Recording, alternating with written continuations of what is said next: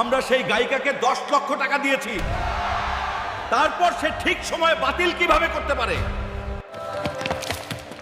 এই গানটা আমি গাইতে পারি স্যার। মুহূর্তেই পুরো ম্যারেজ হলে নিস্তব্ধতা ছেয়ে গেল। আজ তার একমাত্র মেয়ের বিয়ে ছিল, শহরের সব থেকে বড় অনুষ্ঠান। নেতা, সেলিব্রিটি, বিজনেসম্যান সবাই উপস্থিত ছিলেন সেখানে। স্টেজ সাজানো ছিল, আলোগুলি জ্বলছিল, কিন্তু মাইকের সামনে কেউ ছিল না। যে গায়িকাকে ডাকা হয়েছিল, শহরের সব থেকে হিট আওয়াজ, সে ঠিক সময়ে মেসেজ পাঠিয়ে দিল, দুঃখিত, আমি আসতে পারছি না। টাকা নিয়ে নিয়েছিল, নামও ছিল, কিন্তু এখন সে গায়েব। কোটিপতির সম্মান তখন বাজিতে ছিল। তারপর সেই গরিব বাচ্চাটি যা করল এবং সেই কোটিপতির সম্মান বাঁচল কিনা তা জানতে ভিডিওটি শেষ পর্যন্ত দেখতে থাকুন। আজ কোটিপতির মেয়ের বিয়ে ছিল।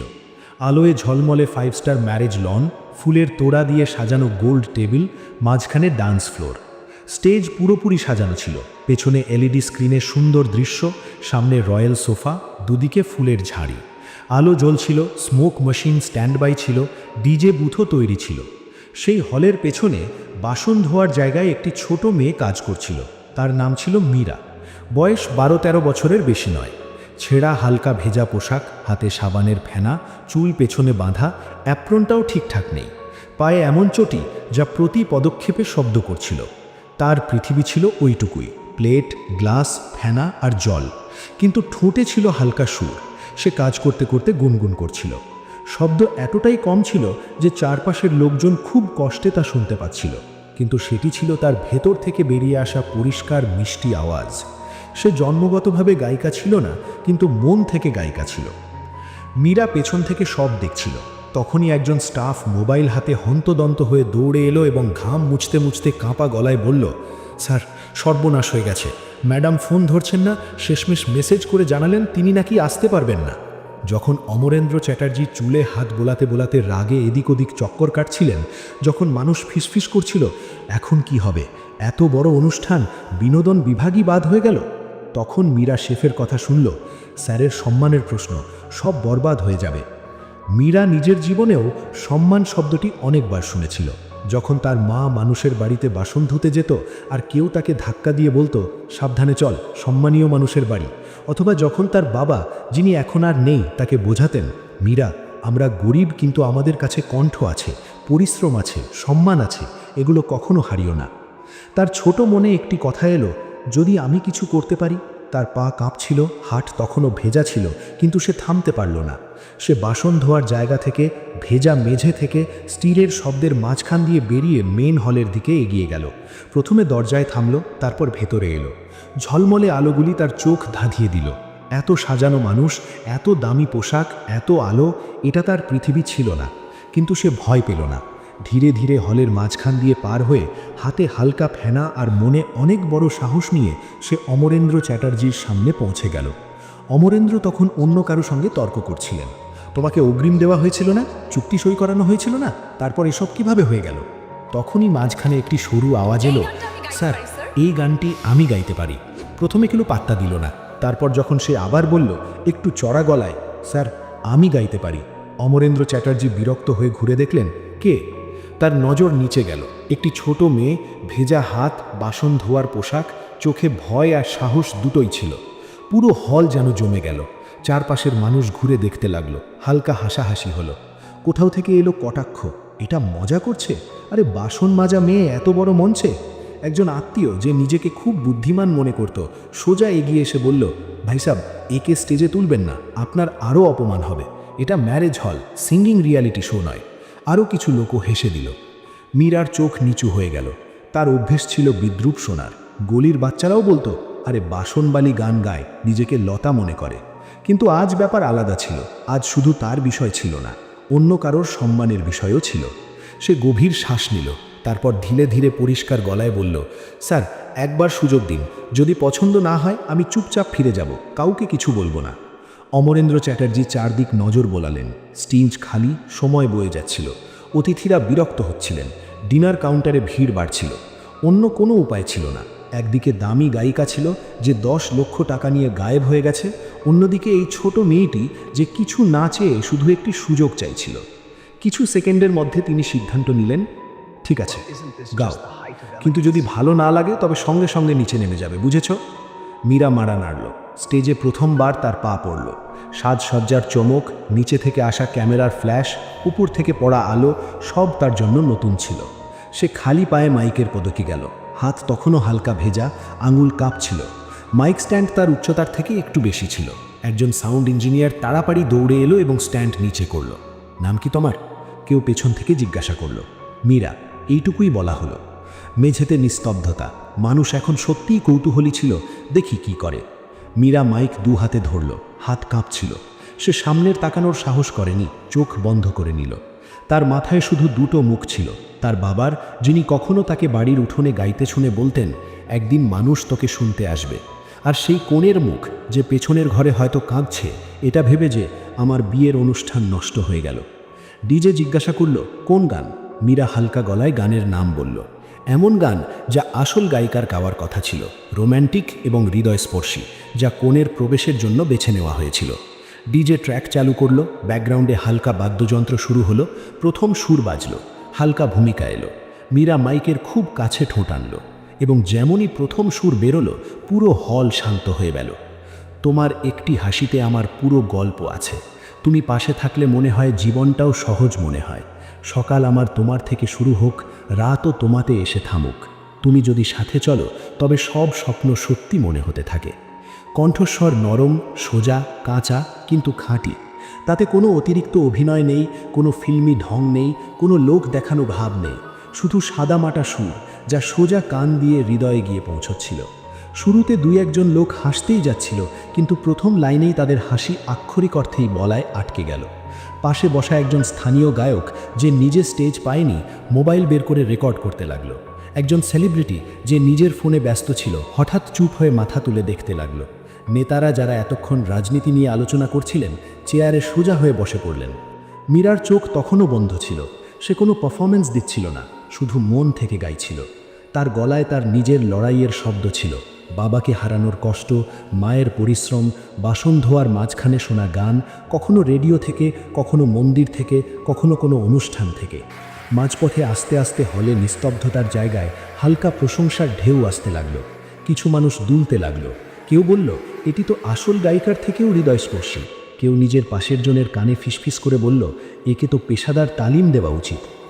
3-4 মিনিট পর যখন গান শেষ হলো, শেষ সুর বাতাসে মিলিয়ে গেল এবং মীরার আওয়াজ ধীরে ধীরে ফিকে হয়ে এলো। তখন প্রথমে এক কোণ থেকে হাততালি এলো, তারপর অন্য দিক থেকে, তারপর পুরো হল হাততালির শব্দে ফেটে পড়ল। কেউ শীষ দিল, কেউ ওয়ান্স মোর বলে চিৎকার করল। একজন ক্যামেরাম্যান সঙ্গে সঙ্গে জুম করল, লাইটিং বাড়িয়ে দিল। মীরা ইতস্তত করে চোখ খুলল। সে বিশ্বাস করতে পারছিল না যে এসব তার জন্য। সে স্বভাববশত মাইক ছেড়ে পিছিয়ে যেতে চেয়েছিল, কিন্তু ডিজে আবার ট্র্যাক চালু করে দিল। শ্রোতাদের থেকে আওয়াজ এলো, অন্য একটি গান। এখন ইভেন্ট কোঅর্ডিনেটর নিজে স্টেজের পাশে এসে বলল, আরেকটি মা, শুধু আরেকটি। অমরেন্দ্র চ্যাটার্জি, যিনি এতক্ষণ নিচ থেকে সব দেখছিলেন, এখন ধীরে ধীরে স্টেজের দিকে এগিয়ে এলেন। তার চোখ সত্যি ভিজে ছিল।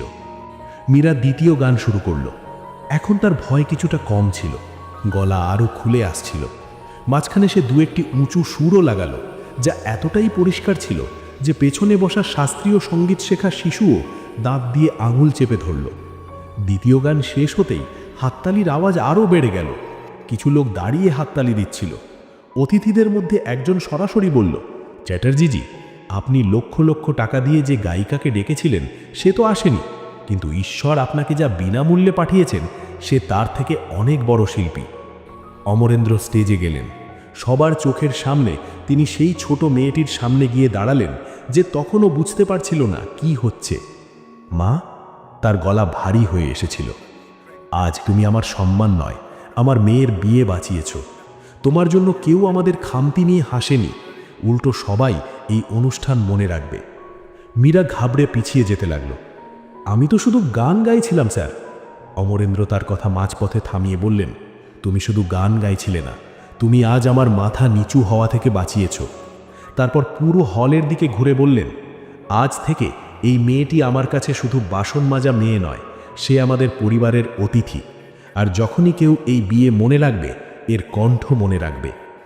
সেই রাতে মীরা শুধু হাততালি পায়নি, সে পুরস্কার পেয়েছিল। সেই স্টেজেই সে খামে ভরা টাকা নয়, বরং অন্য কিছু জিনিস পেল। একজন স্থানীয় মিউজিক একাডেমির মালিক, যিনি অতিথি হিসেবে উপস্থিত ছিলেন, এগিয়ে এসে বললেন, মীরা, কাল থেকে তুমি আমাদের ইনস্টিটিউটে বিনামূল্যে প্রশিক্ষণ নিতে আসবে, কোনো ফি লাগবে না। একজন এনজিওর মহিলা বললেন, তোমার স্কুলে ভর্তি করা আমাদের দায়িত্ব, পড়াশুনো মাঝপথে বন্ধ হবে না। এখন অমরেন্দ্র নিজে বললেন, তোমার মা এখন এই হলে মজদুরি করবে না, যদি তার কাজ লাগে তবে আমরা তাকে উপযুক্ত কর্মী হিসেবে রাখব সম্মানের সাথে, আর তোমার পড়াশুনো আর গান দুটোতেই আমরা সাহায্য করব। মীরার চোখ দিয়ে জল বেরিয়ে এলো। তার কাছে এইসব স্বপ্নের মতো ছিল। সকাল পর্যন্ত সে ছিল শুধু বাসন মাজা একটি মেয়ে। রাত হতে হতে সে সবার প্রিয় গায়িকা হয়ে গেল। আর সেই গায়িকা যে 10 লাখ টাকা নিয়ে বাতিল করেছিল, পরের দিন তার নাম সোশ্যাল মিডিয়ায় ট্রেন্ড তো হলো, কিন্তু ভালো কারণে নয়। অপেশাদার আচরণ, গ্রাহককে ঠকানো, কর্পোরেট শোয়ের জন্য বিয়েকে উপেক্ষা করা, এমন অনেক ট্যাগের সাথে তার বিরুদ্ধে কথা হতে লাগলো। অনেক ইভেন্ট কোম্পানি চুপিসারে লিখে নিল যে এরপর থেকে চুক্তি বুঝে শুনে করতে হবে। অমরেন্দ্র চ্যাটার্জি তাকে আইনি নোটিশও পাঠালেন। চুক্তি অনুযায়ী টাকা ফেরতের প্রক্রিয়া শুরু হলো। কিন্তু তার থেকেও বড় ক্ষতি হলো তার সুনামের। কারণ যেদিন সে শো থেকে গায়েব হয়েছিল, সেই দিনই একটি ছোট মেয়ে কোনো ফি ছাড়াই, কোনো অহংকার ছাড়াই স্টেজে উঠে গিয়ে মানুষের মন জিতে নিল। প্রতিভা পোশাক দিয়ে চেনা যায় না, সুযোগ কে পাবে এটা প্রায়ই টাকা ঠিক করে, কিন্তু কার পাওয়া উচিত এটা মানুষ প্রায়ই ভুলে যায়। মাঝে মধ্যে সবথেকে বড় কণ্ঠ সবথেকে ছোট মানুষের ভেতরে লুকিয়ে থাকে, কোনো বাসন মাজা মেয়ের, কোনো চা বিক্রেতা শিশুর, কিংবা কোনো গ্রামের নামহীন গায়িকার।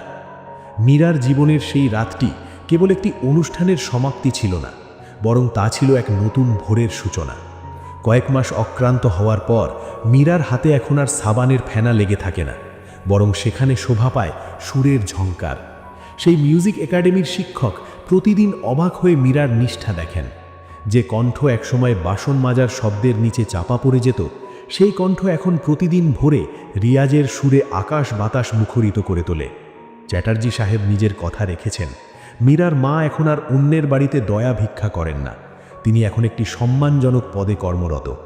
মীরা স্কুলে যায় নতুন জামা পরে, এবং সবথেকে বড় কথা, সে এখন মাথা উঁচু করে কথা বলতে শিখেছে। পাড়ার সেই বাচ্চারা যারা তাকে নিয়ে একসময় হাসাহাসি করত, তারা এখন জানলার বাইরে ভিড় করে মীরার গান শোনার জন্য।